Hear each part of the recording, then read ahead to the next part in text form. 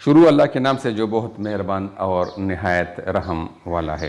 नाज़रीन अस्सलामु अलैकुम वरहमतुल्लाहि वबरकातुहू। उम्मीद है आप सब खैरियत से होंगे।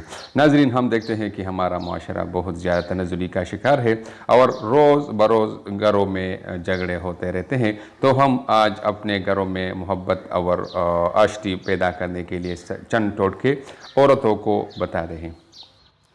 जब जब आपके शोहर आपके साथ कोई अच्छा सलूक करे सास के सामने, तो सास की तारीफ़ करे कि उन्होंने अपने बेटे की बहुत अच्छी तरबियत की है। गाड़ी में बैठना हो तो बड़ी मोहब्बत के साथ सास को फ्रंट सीट पर बैठाए और उनसे कहे कि आपका हक है, क्योंकि आपकी दुआओं की वजह से ही हमें अल्लाह ने ये गाड़ी बख्श दी है। घर में खाना बनाने लगे तो सास से पूछ लें कि आज क्या बनाए। अक्सर वो ये मामला आप पे छोड़ देंगी, लेकिन अगर वो किसी ख़ास चीज़ की फरमाइश करती है तो वो वही पकाए। इंशाल्लाह इससे आपके घर में मोहब्बत बढ़ जाएगी और आप झगड़ों से मुकम्मल अमन में रहेंगे। नाज़रीन, इस तरह की मज़ीद वीडियोज़ देखने के लिए हमारा चैनल ज़रूर सब्सक्राइब कीजिए। आपका बहुत शुक्रिया।